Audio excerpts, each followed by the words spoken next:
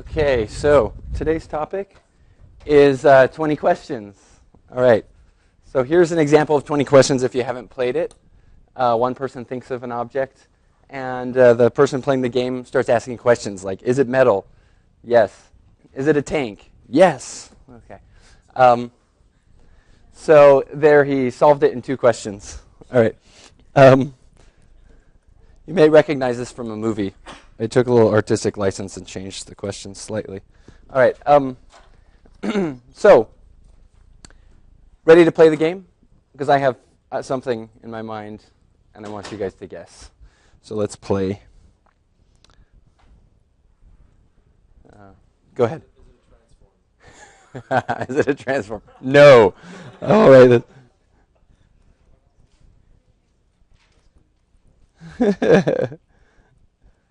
Okay. All right. What else? Yes? Is it a tangible object? Yes.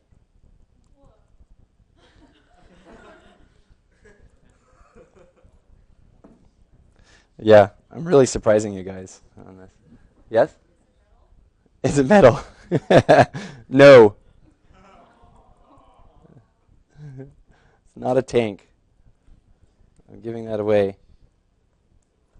That was from Bill and Ted's Bogus Journey, actually. Okay, so another question? Yeah? Is it edible? I'm going to say no.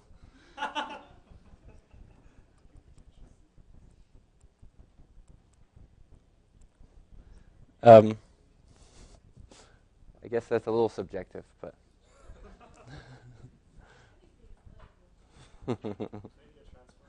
I would not recommend eating it. What? Can you eat a transform? You've already used 4 questions. You only get 20. Yeah? Is it a what? A filter? Ooh, a good question, but no.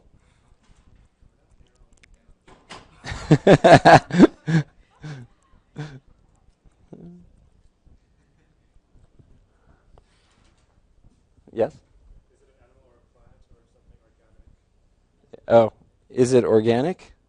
Yes.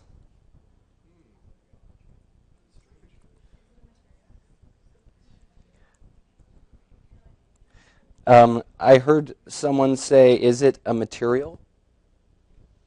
Yeah, is it a material? Okay. No. I mean, again, this is subjective. I mean, it's made of material. Let's see. Is it a person? Yes. Okay. Is it a material? Just a second. You guys are going too fast. No. Person. Yes. And then someone just said, is this person alive? And no. I heard, is it Fourier? No. Yes. Oh, you guys are asking a lot of questions now. No. Male? Yes. Okay. What? I hear you saying, is it Z from Z Transform? Is that what I heard? Okay. No. Did he create something that we've studied in this class? Oh, good question, and yes.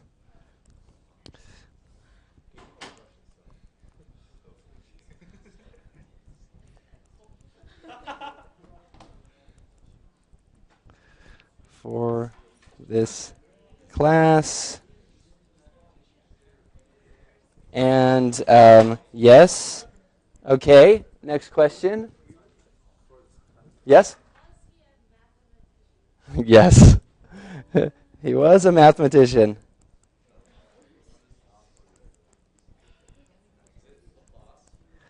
No, but good guess. Okay. Laplace. Actually, I will say something. I'll give you somewhat of a hint. Laplace is quoted as saying, read this person, he's the master of us all. Yeah, you're going to Google now? It is Euler. Leonhard Euler. Okay.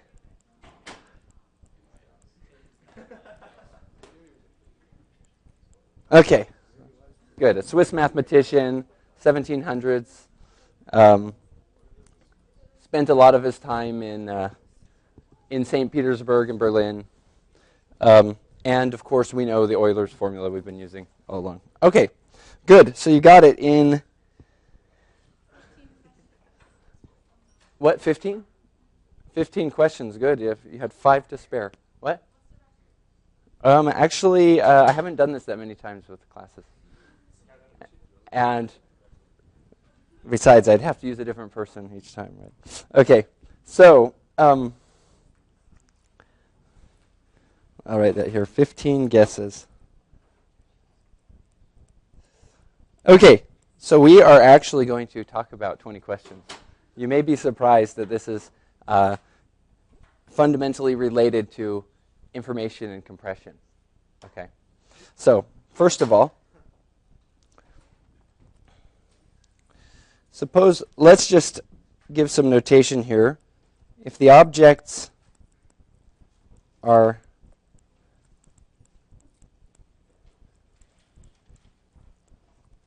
let's say we have some set of possible objects. I'll call that omega. Okay, it would be something like, everything you can think of here. Monkey.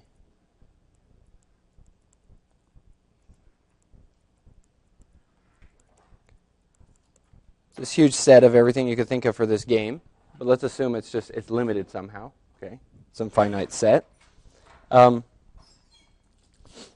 First of all, how large can omega be?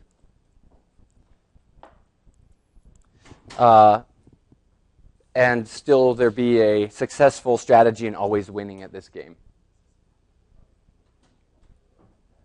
In other words, how many things can you really solve with 20 questions? 2 to the 20. Okay, so omega should be less than or equal to 2 to the 20, which is over a million. So you could distinguish over a million things with this game, and people are usually successful because even though there are more than a million possible choices, you could probably limit all the ones I would ever use in this game to a set of less than a million. And so you just have to figure out which one I'm thinking of. Okay. So this was because there are this many combinations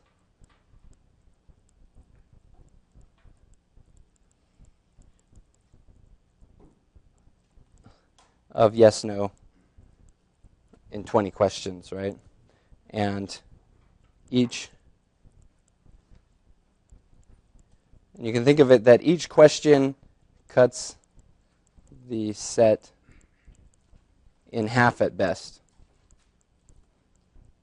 Although if you look at many of your questions, you are not cutting the set in half. All right. You're shooting the moon, trying to guess the right one right away. Okay. So let's look at a smaller example, another example of 20 questions, but it won't be 20 anymore. Let's look at a smaller set. So suppose that omega was just these things. Apple, orange, pear, and banana. And that's it. So one of these objects will be selected, and we'll play a game. You have yes-no questions to figure out which one it is. How many questions do we need now? What? Oh, you're saying do you have to use an extra question to make the last answer yes? Well, we won't require that. You just have to know what it is. We won't count. Like if you know it's banana, but you've never asked is it banana, you still win. Okay. So how many questions? So just 2 questions, right? How many questions we need? We just need 2 because, we could say our first question is it apple or banana, right? And then if the answer is yes, is it an apple? If the answer is no, is it a pair? Right, and that would work. Okay. So questions generally, when we play the game, we usually think of asking very simple questions you can state in English, like is it a person? But a general question is simply saying, I'm going to define some set and ask you, is it in that set? Is it a person? Is saying, here's the set of all people. Is it in that set? Right. Okay. So here is it in the set of apple orange? Could be the first question. All right. Or if you wanted to be really creative, you could say something, is the color, I don't know. Somehow try to separate these. Okay. So not counting for questions like, is oil edible? Which is kind of like a maybe question. Yeah, there shouldn't be maybe questions. Should be, yes, no, clear-cut questions. I think I answered that question correctly, though. All right. So,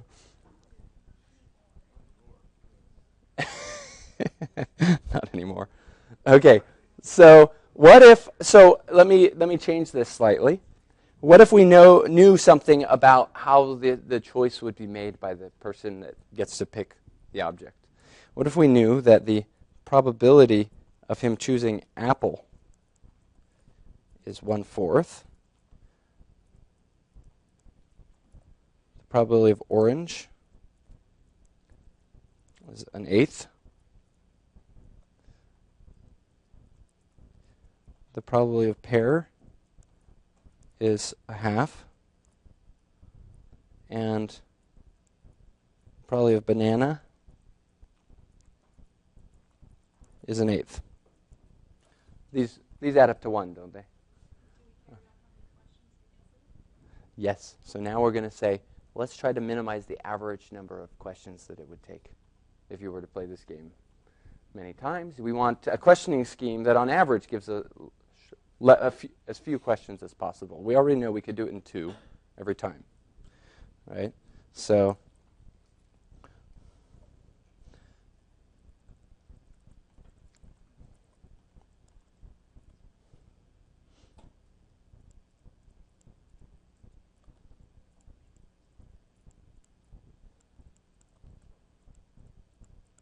this is a puzzle for you guys to figure out. Someone come up with a questioning scheme. Let me finish my sentence here.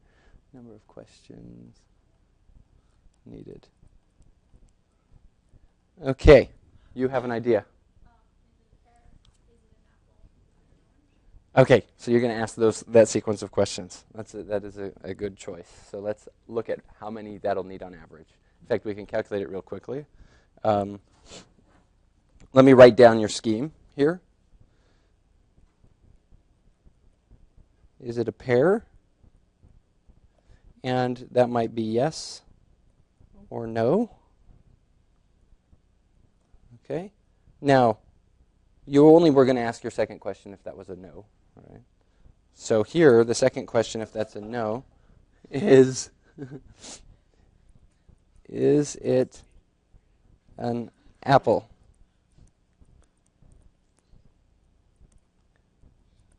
And again, if it's yes, you stop. And if it's no, you keep going. Is it what did you say, orange? Yeah.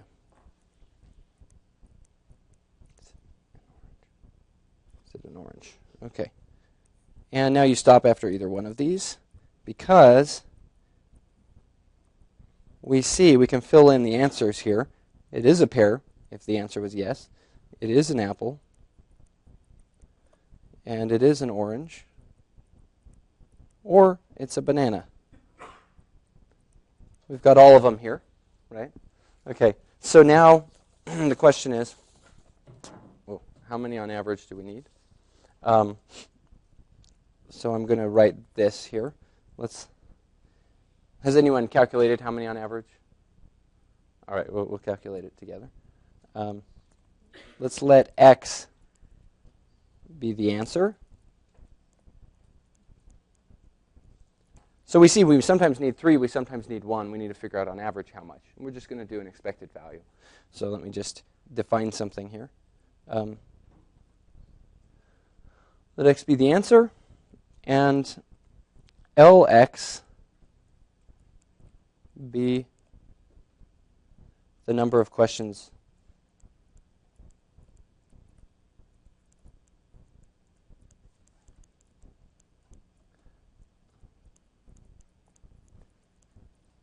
So it depends on the answer, right? We might ask more or less depending on what the answer is.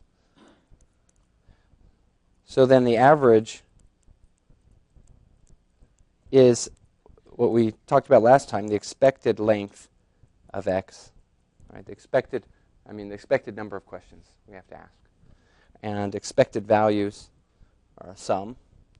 Sum over all x's in our space of p of x, length of that particular x, which equals, I guess I'll put a subscript there, which equals, let's just go through each possible outcome. Apple was 1/4, so 1/4 chance of apple, and in the case of apple, we asked 2 questions. Okay, orange was 1/8, and in the case of orange, we asked 3 questions. Pear was half, and in the case of pear, we only asked 1 question. Right?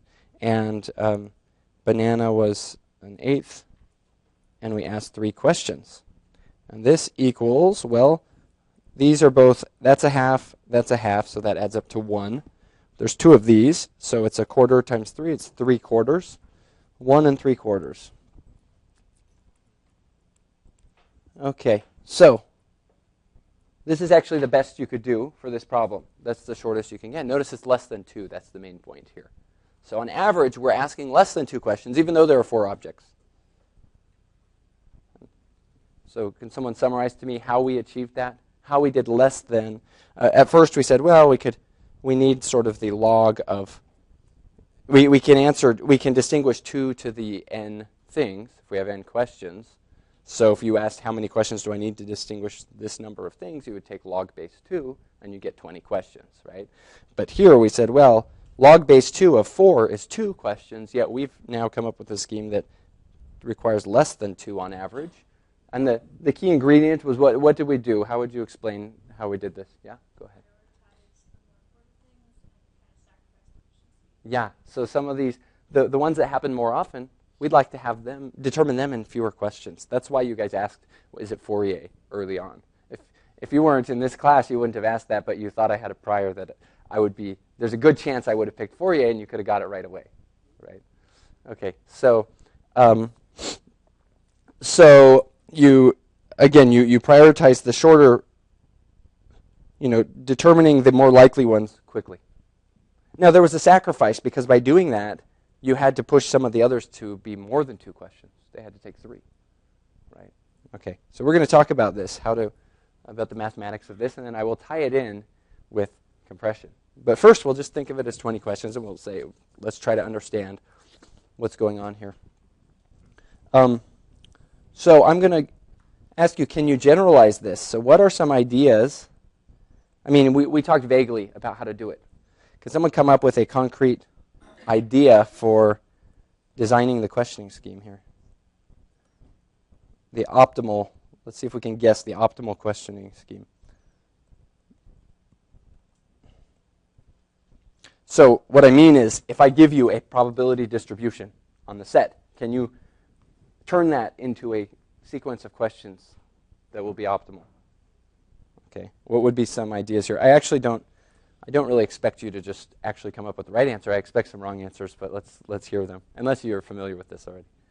The one with the highest probability should at least be in the first question asked. Maybe it shouldn't be asked alone. So you're saying you would take the one that's most likely, you would have that be on the yes side of the first question? But there's symmetry between yes and no, so. Yes? What?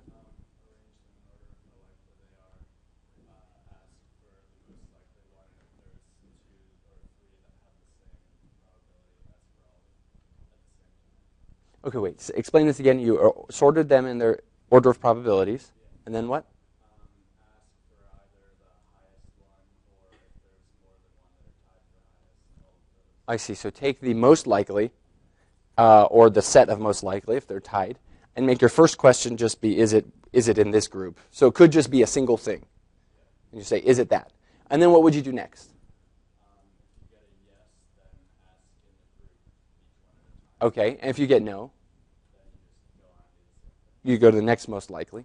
So that would look a lot like this. That is a generalization of this, but that you can see cases where that's not going to be a very good idea, because what if everything's almost equally likely, just slightly more likely in an order? You're going to be asking one at a time. So you might, on average, you'll have to ask questions roughly equal to half of the entire size, right? So if there was 1 million, you'd ask like 500,000 questions or something. But I think there are some elements that are a good idea there. Yes? Sorry, I don't remember the order people rose their hands. Go ahead. Okay, so you're saying look for all ways of separating for the first question that get closest to 0.5. Good idea. Like I said, I don't expect anyone to get the exact right answer. That's not actually right, but let's write it down, because that's a great minds have thought of that same thing. So find. Okay, that's a good point. That would be hard to look at all partitions, but let's say we don't worry about that for the moment. Find a first.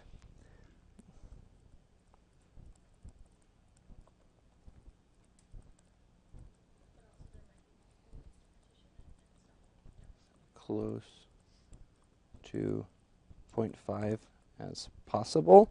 And I'm assuming you would then kind of go to the next question in a similar way. Okay, yes? You also really want to sort them in increasing or decreasing order probability. Basically, you want like a group that has the least amount that is close to 0.5. Okay, so you're saying like do the same type thing, but don't look at all partitions, sort them, and find a cutoff. Okay, so same as above, but with sorting.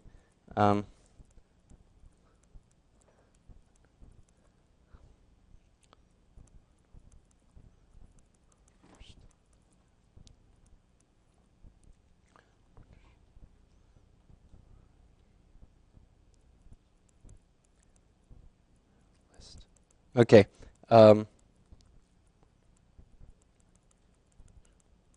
Okay, there was another comment back here. Yeah.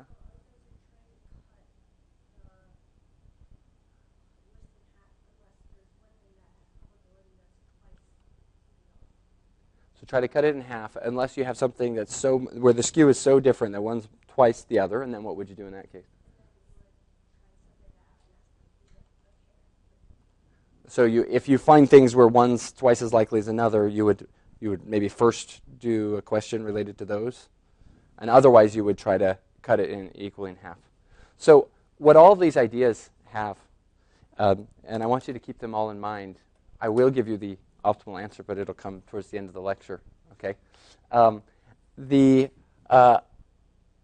So the idea that's written here, the combination of these two, this was also thought of by, this is known as the Fano code for doing this problem. Okay, Fano was one of the early information theorists.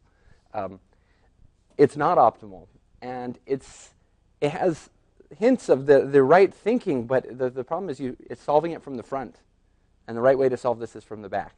Okay, and so if you use this, in the cases you're suboptimal, it's because as you go partitioning and getting as close to 0.5 as possible, you're not thinking ahead that later you're going to have to ask a question that's very much not 0.5 because of how you designed the early questions. Okay, and so this would be sort of the greedy way, the greedy algorithm for getting the most information out of each question. But the optimal way is very similar, but designs it from the back first. Okay, so, but let's go on and talk about what we can know, like some things we can understand about these questioning schemes first. We're going to get some bounds and stuff like that. First of all, here, let me just, to begin the bounds, let's just write that we know what, even without knowing the optimal scheme, we have this bound that the expected length of x is less than or equal to log 2 of the size of omega. That's what these absolute values mean for set the size. Okay, I'm going to round up because that might not be an integer. And this is just saying this is achieved by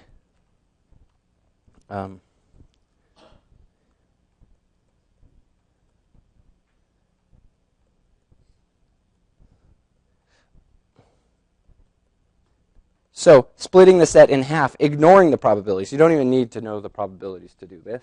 This is just like the scheme we talked about at the beginning. Just split the set in half. There's a little bit of round off. That's why we round up. Okay. And if you think about it, this is equivalent to saying each. Well, this is if you do this scheme, then each object requires the same amount of questions.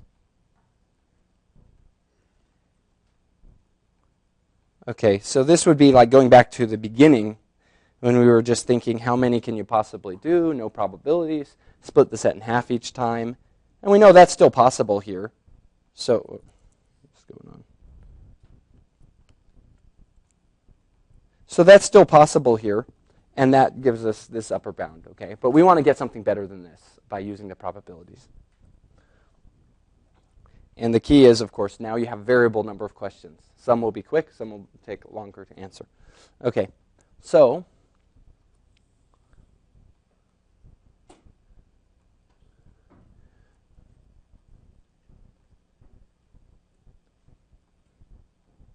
I'm going to show you how you can translate any question scheme to a code. So just another way to think about your question scheme that's a little easier, more concise to state mathematically. So let me make a table of the sequence of answers for each thing in our example above.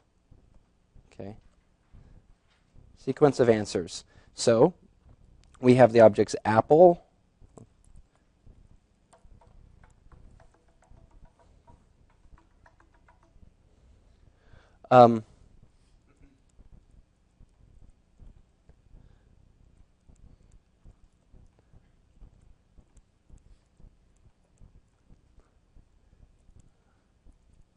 okay, and now what I'm going to list out is all of the answers to the question. So we have a questioning scheme. We've drawn that in this graph, right? Let's just list out, let's first of all label yeses as ones and nos as zeros from now on, all right? 1 and 0 is a little quicker to write than yes and no. Okay, so I just want to list out what answers would you get if, in the first case, if it was an apple. You would get the answer no, yes in this questioning scheme, right? No, yes is 0, 1. So let's just list that out here. 0, 1. All right. If it was orange, then what do you get? What's the list of answers in this? 0, 0, 1. Okay, pear. Pear was 1. You just got yes on the first one. And banana was also 0, 0. So what we're doing is just following this. You had 0, 0, 0. Right? Okay. Now, we're going to call these things, we're going to call this a code. The code is the set of these code words. So, in other words, the code word for apple is this one, and this is the code word for orange. And we'll use this C to represent, it's a function of the object, orange, that gives back this sequence. Okay, that's the code word. Code word for pear, and this is the code word for banana. We call, and in words we would say, just as I've been saying, this is the code word.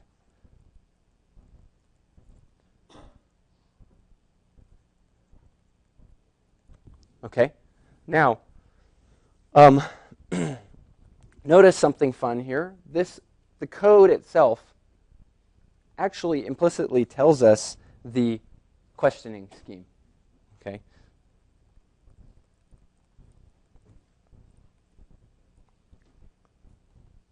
Oops.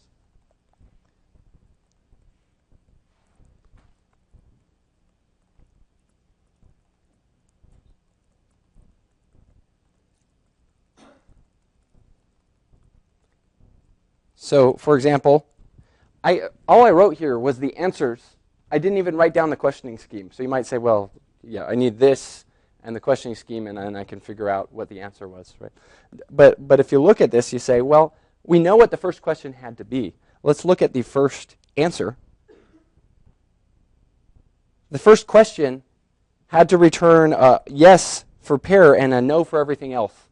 So it had to be the question, is it a pear? in general, I would look for all the ones in this column.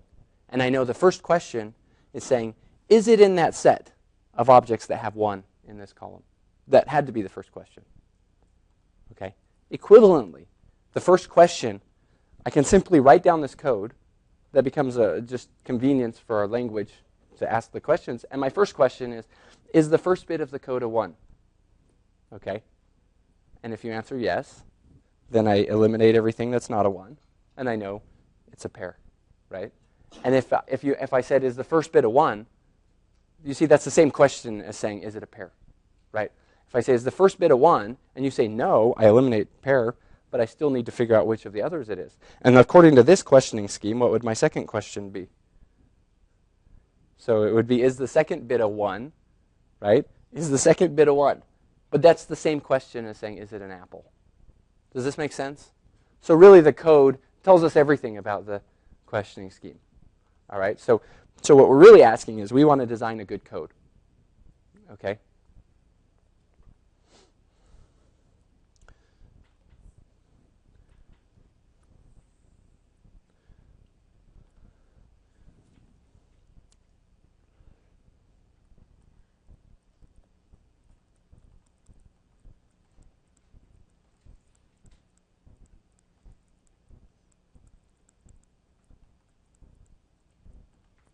Okay, so what requirements do we have on these codes? We know these codes are binary sequences for each object in the set.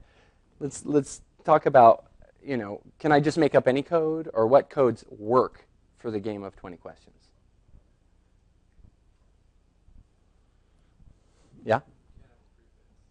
Okay, you jumped right to that's exactly the answer. So I'll write that here. In fact, I'll first write something that's necessary but not sufficient. It's not your answer. We'll get to your answer in a minute. They have to be unique. Okay, this is usually the first thing people think of. Every code needs to be different, right?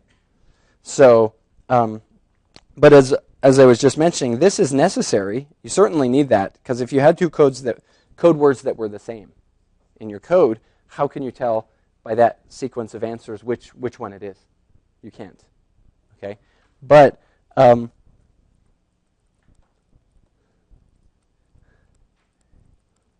so yes, you jumped right to the punchline, so I'm delaying your answer momentarily.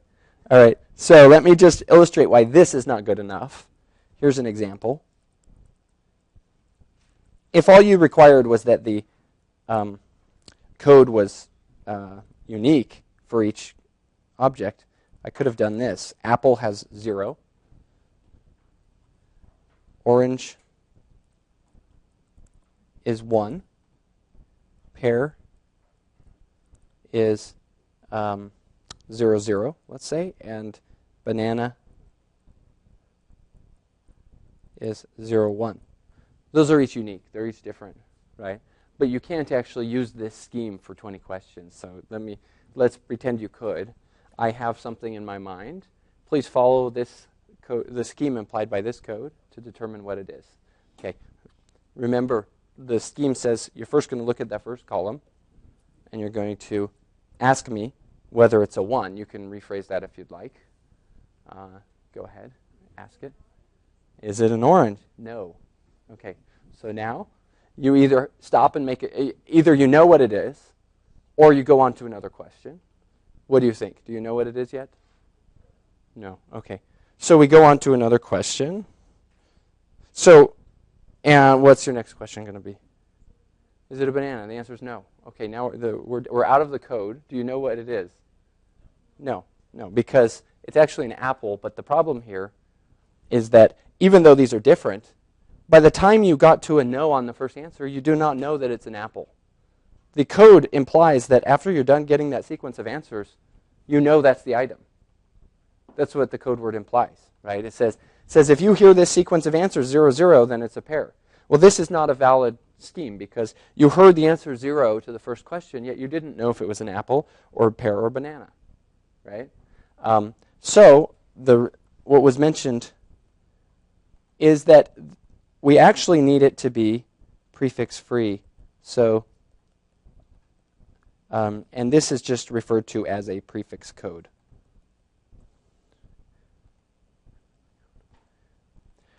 So what this means is that the code word for any x is not a prefix of the code word for a y not equal to x. Okay, so prefix means, you want to go ahead and describe what this means? What's the prefix? Prefix is if one code is a prefix to another code, meaning that it could be, it's just the other code is an extension of it with digits after where the first code ended. Exactly. So what would be an example of, in this bad example? Yes, the code word for apple is a prefix of the code words for both pear and banana. Exactly. Because this code word is just 0. And notice both of these start with 0 and then something else. And that's exactly the problem. That once we've hit this code word, you see, if you're asking the 20 questions game, by the time you're done, by the time you've seen a sequence, and that's the entire code word, you should be able to stop and be certain it's that object. How can you be certain it's that object if that same sequence could lead to other objects as well? Okay, you can't, right? So this is exactly the condition you need. It's very intuitive. And if we look back at our good example up here, we have that very thing. Okay, once we've seen a 1, we know it's a pair. We've designed it that nothing else can have the answer yes in the first stage, right? None of these are prefixes of each other. You see, if we've used up 1 on pair, so that means none of the other code words can start with 1. Then it would be a prefix, right? This also gives you an idea of how the trade-off is. If you use shorter questions for some answers, you're going to have to push the other ones longer because since we used a short question to determine pair, nothing else can start with 1. They all have to start with 0, and then we have to start differentiating them in further questions, right? Okay, so that's the condition. The code has to be prefix-free. If it's prefix-free, then it's valid for this game. All right. So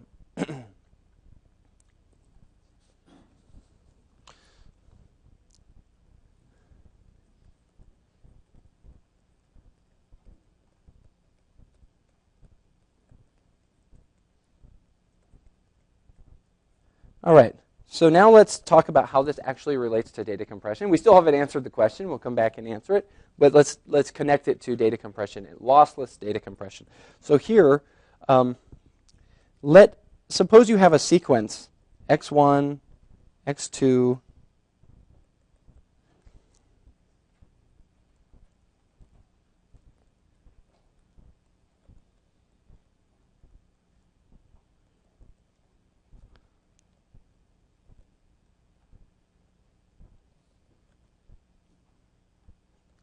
okay, we have this information that needs to be stored somehow in memory with bits, let's say. Okay. Some examples.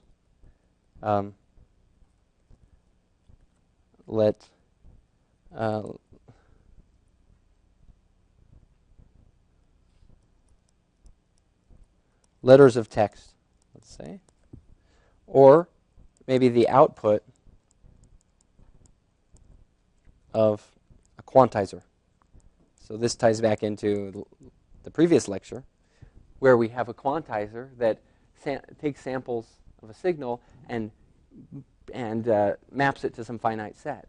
And normally we were thinking that we would just use same length binary sequences for each quantization point, but now let's look at it as a more general question. We have the output of a quantizer, and we want to store it somehow. Or we have letters of text, right? Some document, some text message, and we want to store it. Okay. So,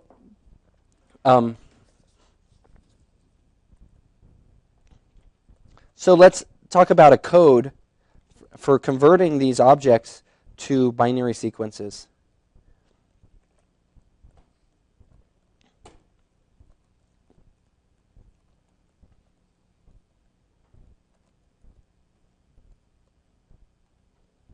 So some codes you might be familiar with, for example, English text, we have like ASCII that converts text to bits, right? And that's one way you could choose to store text. But let's just say generally you have some mapping.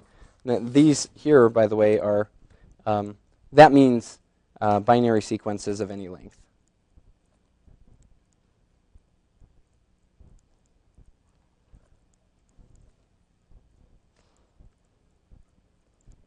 So the idea is that the information comes in and it's stored like this.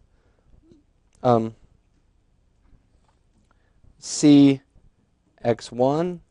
CX2, CX3, and so forth.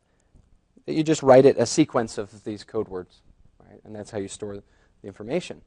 So let's talk about some possible definitions for restrictions on these codes. I'm going to list 3 of them. They get stronger and stronger in terms of restrictions. So you can have what's called a non-singular code.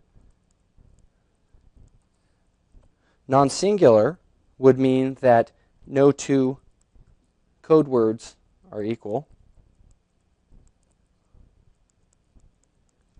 That's like what we were looking at before, unique. If every code word is unique, okay, that would be non-singular. So that would be, we could use such a code if, so this, a code that's non-singular can decode, you can decode properly, get back the original information, if there's punctuation. And here's what I mean by punctuation. If the way you stored the information was you wrote the code word for X, comma, the code word for Y, okay, sorry, why am I saying that? X1, X2. So if you wrote the code word for the first symbol, comma, the code word for the next one, then you could decode, okay? If we go back to our example, we've moved on to data compression. If we go back to the 20 questions example, we had a code that was non-singular but not a prefix code, right? That non-singular code, if someone told us that we should know the answer by now, okay? In other words, if we go and we use this code here, this is non-singular. If we use this code to write a sequence of apple, orange, pear, banana in any order, and if we could put commas between the code words, I will use that code right here. I could do something like this. 0, 0, 1, 0. Okay, you can read that, right? What does this say? What's this sequence? Okay, louder, one person? Someone? Okay, go ahead. Yes, perfect. Pear, orange, apple, orange, banana. Yes. But if I remove the commas, remove the punctuation, then you can't read it. Okay. So uniquely decodable is going to be good for if there was punctuation, but that's not usually the way we store things in memory, right? Because the commas require some extra memory to store. So then we have another type of code we could call uniquely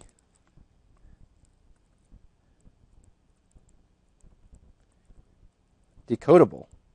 And this just simply means that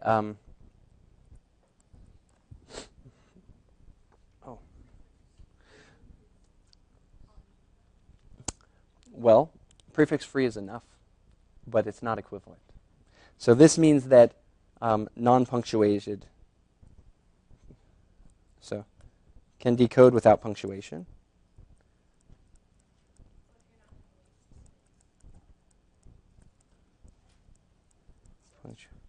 So this is exactly what we're looking for. It means that we can decode when it's written like this, like we're talking about writing to memory. Okay. The third one I would say is here.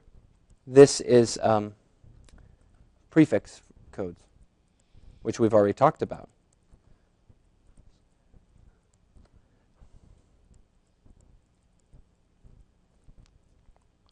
So these 3 definitions I've given, we can say the following. Prefix implies uniquely decodable.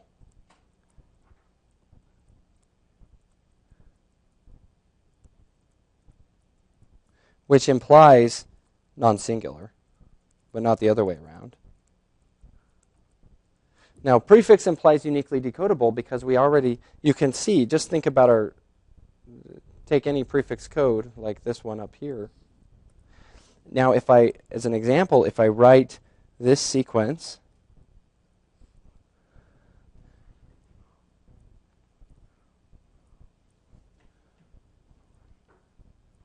What does that say?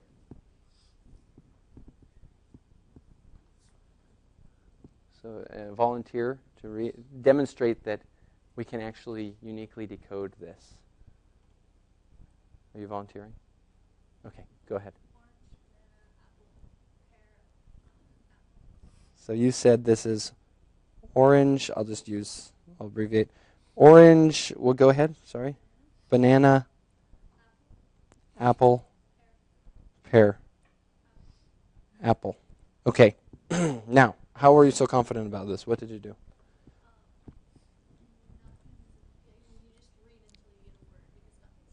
Yes, so you read until you find a code word. And you say, well, 0 is not a code word, 00 is not a code word, but 001 is, so that had to be orange, right? And then you go again, 00 is not a code word, but 000 is banana. And 01 is apple, and so forth. And so there's no question, because there's no prefixes, you're never going to run into the wrong, a code word that maps to the wrong thing on your way to getting to the right one. Okay, so prefix is sufficient for being uniquely decodable.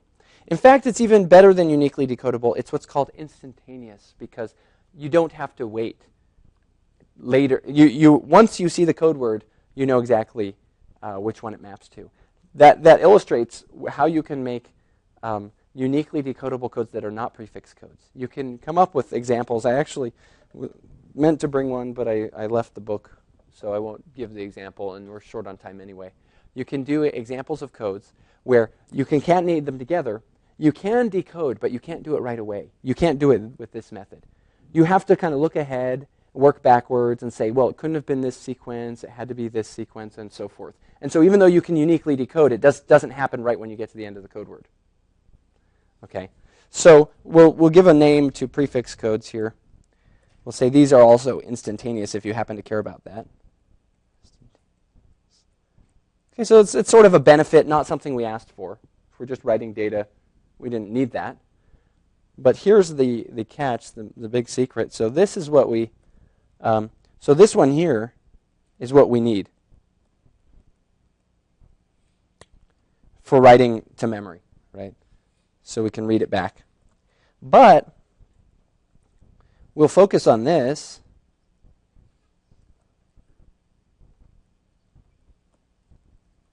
And the good news is there's no loss of efficiency.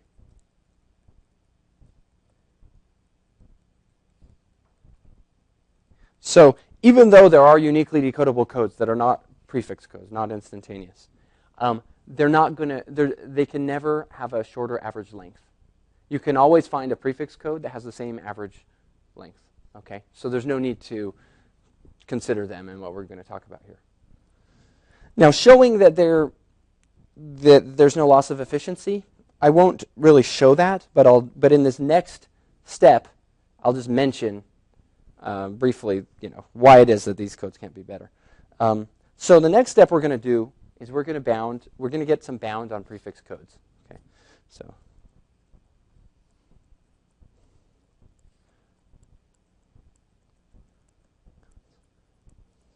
so we've seen now that prefix codes identify schemes that work for 20 questions, and they also now are valid schemes for writing data. So that's why I said this is fundamentally connected to information and data compression. Now we see the connection. Okay, this 20 questions problem is the same problem as coming up with a good compression scheme. Because remember, reducing the number of questions was trying to come up with the smallest average code word length. Remember, the length of the code word, just to drive that point home, the length of this code word is exactly the number of questions you need in 20 questions to figure out that it was an apple, right? So in our original problem, we were saying, let's reduce the average number of questions needed. And when we change this now to the data compression problem, that's going to be equivalent to saying, reduce the average number of bits needed to write apple into memory. And we want an average over all possible things that are, these samples, because we're going to write a bunch of them. Right? So we want to reduce the average number of bits needed for each symbol. Okay? So this inequality that we need to learn is this Kraft inequality. It's a bound on prefix codes, and it doesn't depend in any way on the distribution yet. So to actually optimize, we're going to need to know what's the distribution of the probabilities of the different x's. But this bound doesn't even have anything to do with that. It's just a bound on the lengths of the code words, and it says that the sum over all x's, so over all code words, of 2 to the negative length of that code word, that always has to be less than or equal to 1 for prefix code. Okay, simple to state. In fact, simple to prove. So here's how we prove this. First of all, let's relate any prefix code. So that's prefix codes. We can embed it in a binary tree.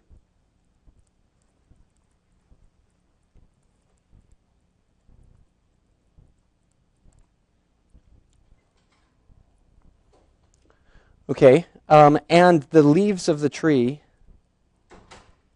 are the objects that were, the space of the inputs to our code. Okay, so what we mean is this. Here's a binary tree.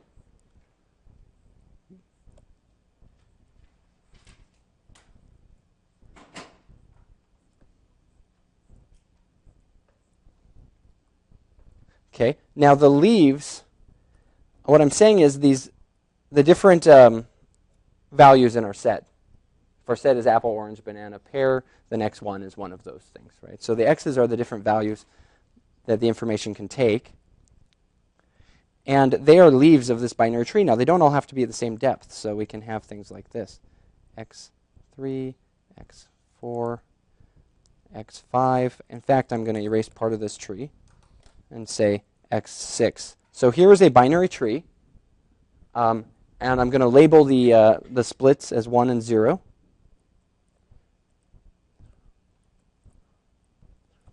Okay, and what I'm saying is that any code, any prefix code, you can map over to a binary tree with the leaves being the objects.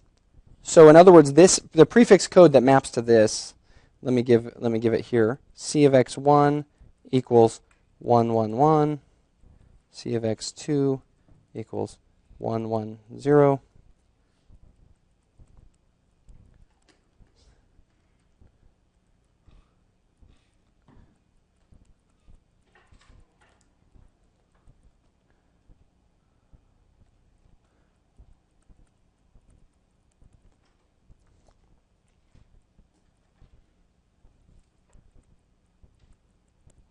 So here's a prefix code on 6 objects, right? You can check that it has the prefix free condition.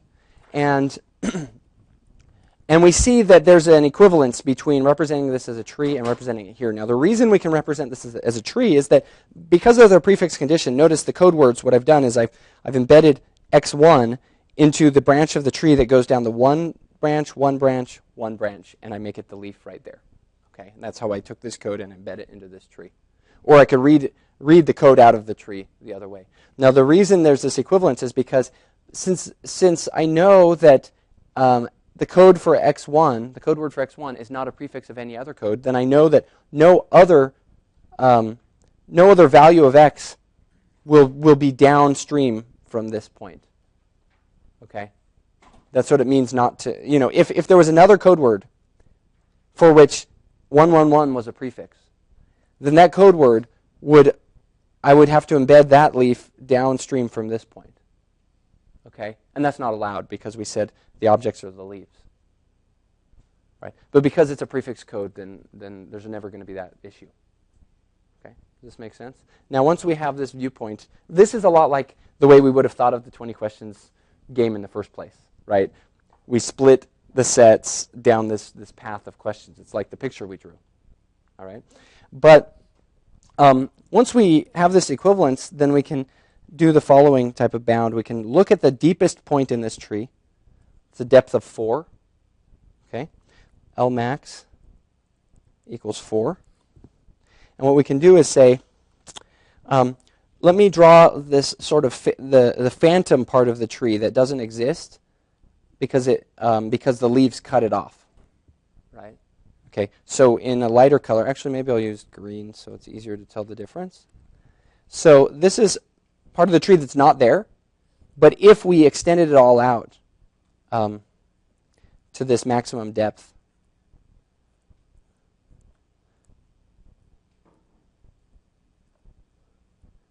then how many leaves would there be at that depth?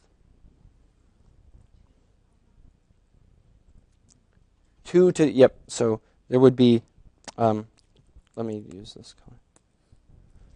There would be 2 to the L max phantom leaves. Okay, now we can say each code word, you can partition these phantom leaves into groups that are related to, that are downstream from a code word. Okay, they don't overlap, right? So we can say how many of the leaves are counted for. We'll do some accounting here.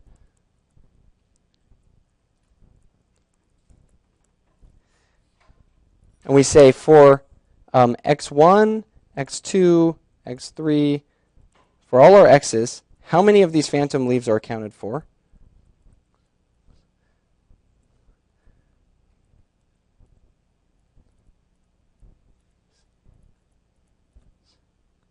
So x1 accounts for how many? 2 of them. You see, there are two of these leaves that would have been there are downstream from x1, right? x2 is also 2. x3 only counts for 1 itself, right? And x4 is 1, x5 is 2, and then x6 is 8. Okay, but by formula we could have written that this is the same as equals 2 to the L max minus L of x, or I'll say of x1. Okay, so notice L max is 4, and the depth of x1 is 3, and this is just 2 to the 1, right? And that's going to be true for all of them, right? So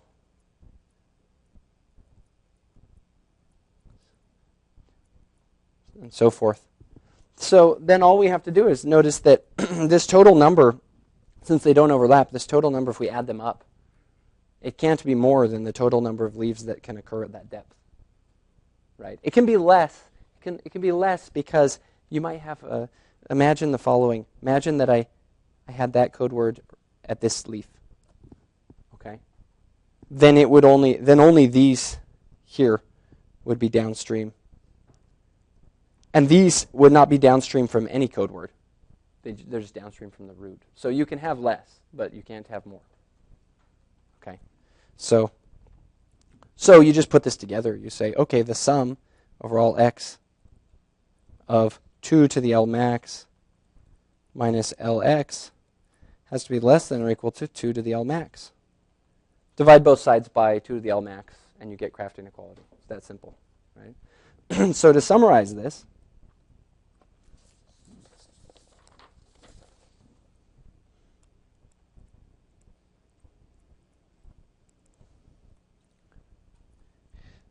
we have that the prefix, if it's a prefix code, then it has to satisfy Kraft inequality.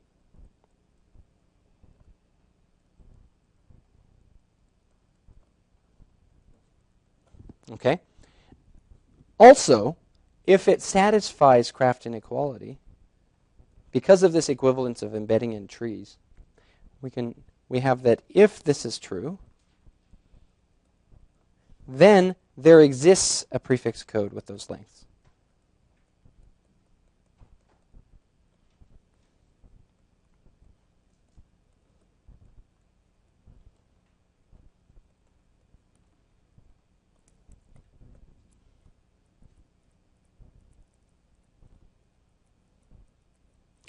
And then lastly, if the Kraft inequality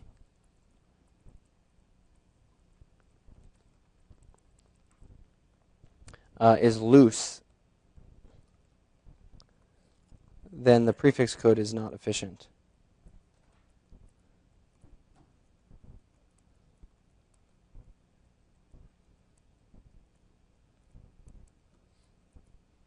For any distribution. Okay, so these are the bottom lines of the Kraft inequality. These three things. Let me see. 1, 2, 3. And that third one simply means that the cases where Kraft inequality is loose, by loose I mean rather than equality here, if you have inequality, that always has to correspond to a case like the one I drew where x6 is moved down here, which is never a good code because you can always prune it. In other words, you can always reduce the length of x6 without having to increase any other lengths. Okay? So if Kraft inequality is loose, it means there's always a code word that can be shortened without having to lengthen anything else. No reason to have longer code words than we need, right? So those would definitely be inefficient. Now, the reason I say definitely is satisfying Kraft inequality, remember, we haven't taken into account the distribution in any way. Okay? This is sort of finding the limit of how small you can make these codes, and they're give and take, right? If you make one short, you have to make other code words longer, and that's what this characterizes. It doesn't yet tell us how we should go about prioritizing which ones get the shorter code words and how short to make them. Okay? But Kraft inequality for a good code should always be satisfied with equality. All right. So let's look at something very cool. We're going to look at entropy. Many of you will recognize entropy from physics, but we're going to do a probabilistic form of entropy. All right. And a little background, the field of information theory was really begun by a very important paper in 1948 by Claude Shannon. And he did a big chunk of the original important work in this field. And information theory, in fact, is the foundation for the reason we use digital everything. Why do we do digital communication, digital television signals? In fact, the word bit came from a paper of Shannon's. Okay, so and it wasn't defined the way you think of it. I'll show you how it was defined. Okay, this word bit. And what's cool is that information theory answers a lot of fundamental questions, the fundamental limits of communicating through noise or compressing information. You're probably familiar with physical fundamental limits, like how efficient a heat engine can be or something like that. And these are mathematical fundamental limits about information. All right? And it turns out that the answers are often expressed using entropy and mutual information. So it turns out this quantity I'm about to define for you actually answers many of the important questions about information. It'll seem like I just pulled it out of a hat, some interesting formula, but it's actually the exact answer for many important questions. So here's what entropy is. Remember, we talked about expected values and random variables last time. Okay. So entropy is expressed with h. The notation is that it's h of a random variable. And it is exactly the following. It's an expected value of a particular function of that random variable of the log of 1 over the probability mass. Let's assume that our random variable is discrete. It has some finite set of possible values. Okay. Then it's the log of the probability distribution mass function of x evaluated at the random value x. Now, it's a little hard to wrap your mind around this. You can think about it now and offline if you want, what this is really saying. But I can write it out. If I write out explicitly what an expected value is, maybe it'll make a little more sense. This is the sum over all values in x of p of x log 1 over p of x. Okay, so there, that's something you can calculate. Now, log, there are different types of logs. And when I say log, I almost always mean log base 2. Although usually logs are log base 10 if they're not annotated, right? Okay. If you use, depending on which log you use, of course, it's not conceptually it won't be any different, right? But it'll be a different unit of different units. So if we use log base 10, we just get the same answer scaled by something, right? And it would be like converting units. So if we use log base 2, then the units are bits. Okay. So what Shannon said was that a bit is the amount of randomness. So people think of entropy as saying how random is a random variable. Now, you may think variance tells you how random it is, but let's use entropy for the moment. So he said 1 bit is the amount of randomness in a binary random variable that where both are equally likely. Both outcomes are equally likely. Okay, let's check that. Let's use this formula. Suppose x equals 0 or 1 with probability half each. So 0 or 1 with probability half. Or maybe the way you'd like me to write it is that the density the probability mass function for x equals 1 half if x is either 0 or 1 and it's 0 else. Okay, same way of just defining this random variable. Okay, so it's just a coin flip. One side's labeled 0, one side's labeled 1. So we can calculate the entropy. H of x equals, we want to sum over the possible values. So let's do x equals 0. So it's going to be 1 half times log 2 of 1 over 1 half. Okay, plus, and then the other value is the same, 1 half times log 2, 1 over 1 half, equals log 2 equals 1 bit. Okay, so according to this definition of entropy, yes, a coin flip has 1 bit of entropy. In fact, though, we can say, well, what if we change this slightly? It's a coin flip, but it's got bias. It's more likely to be a 1 or a 0. Okay, so it's still binary random variable, but now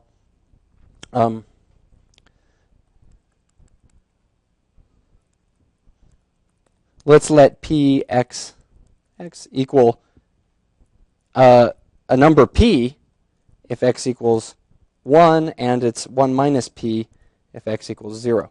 Okay, so the biased coin flip. Then here h of x equals p log 1 over p plus 1 minus p log 1 over 1 minus p. Okay, now this, I'm not going to simplify it beyond that, but I'll draw you a general picture of what this is. It depends on the value of p. Okay, so let's let p vary here. So the bias of our coin varies between, it's bound to be between 0 or 1. And this function looks like this. And it peaks out here at 1 bit. And it's symmetric. Okay, and this is known as the binary entropy function. All right. So what it's saying is, if your coin is unbiased, then you have 1 bit of randomness. But if your coin is so biased that you know it's always going to be a 1, there's no entropy anymore. And if it's in between, the entropy follows this curve. Okay. So I have to now budget this time because I won't be able to finish everything in this lecture. Let's look at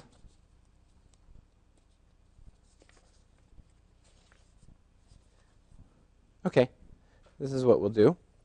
Let's go back to our compression and get a new lower bound on how the average number of bits needed to store a random variable, and I'm going to connect that to entropy. Okay, so we have this optimization problem.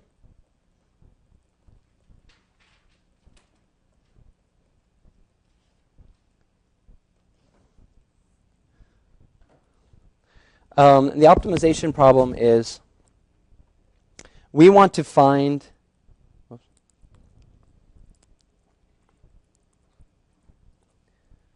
some code word lengths, LX,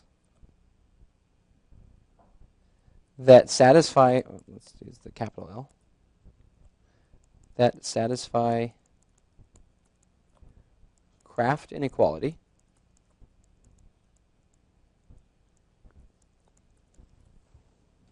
and minimize the expected value of L of X. Okay, so I've summarized the entire 20 questions problem and the entire data compression problem in a new way.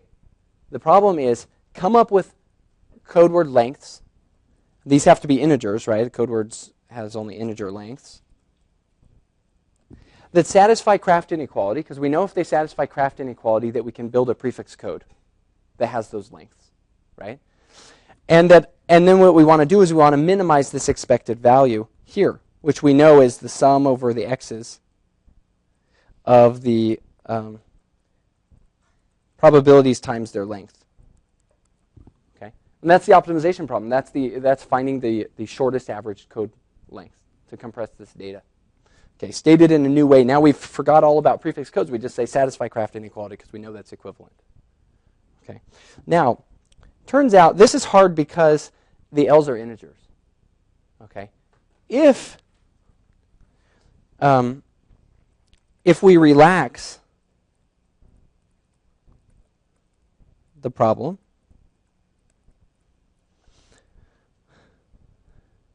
by letting the L's not be integers,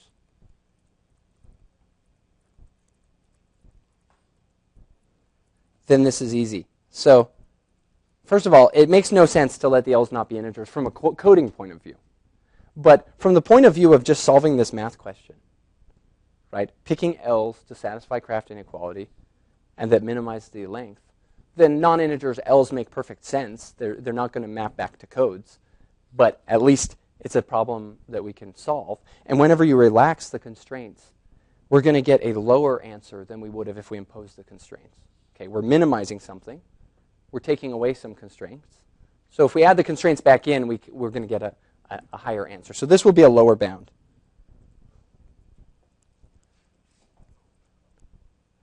And what we find, and I won't do the derivation,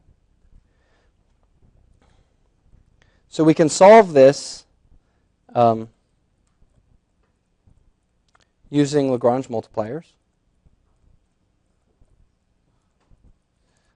Last year I did it in the lecture, but we have to budget our time, so we won't do it. It's not that hard.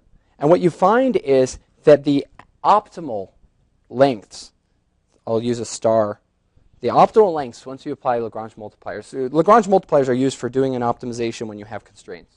Okay, you put the Kraft inequality as the constraints. And you use derivatives, but you include the constraints, so you have Lagrange multipliers. All right. But what you find is that the optimal lengths will be the following. You'll just use log of 1 over the probability. Okay, so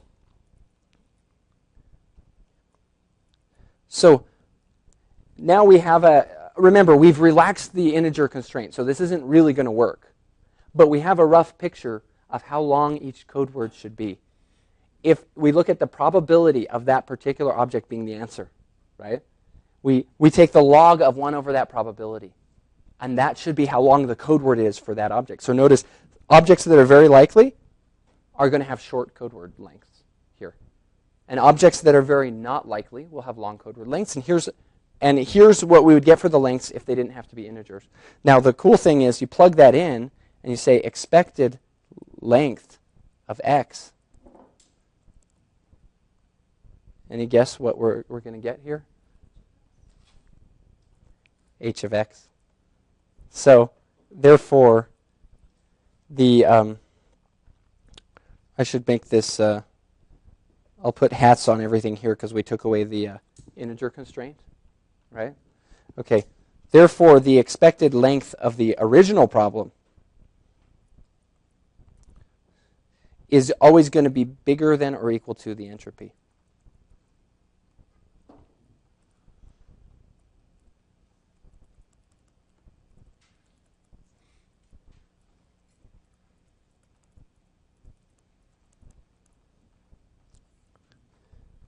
Okay, so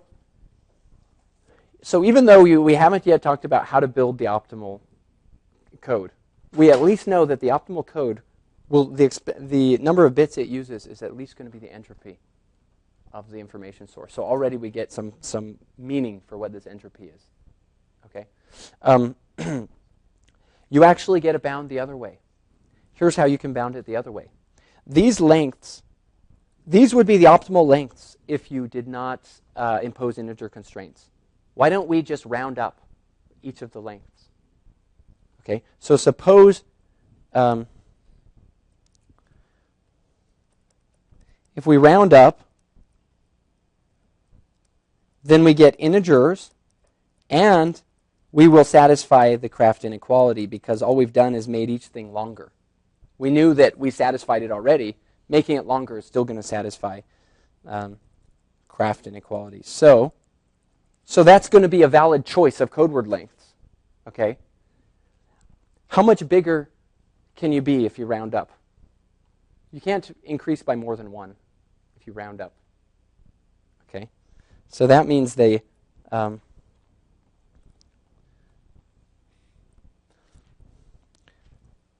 optimal code. For the optimal code,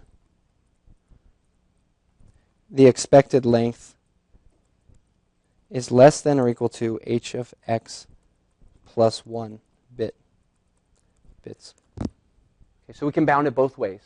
Because all we have to do is round up that solution, and that can't increase by more than 1 bit. So we know we don't yet know what the optimal code is, but we at least know it's going to be above entropy and below entropy plus 1. Okay, so we know it's close to this entropy object. So I won't get to describe the scheme for doing the best code. I will do that next time. But some of you can probably guess it now after we've talked about all of this. Some of you have heard of this code. You've implemented it. What? Yes, Huffman codes. Okay, so Huffman codes solve this problem. We'll talk about that next time.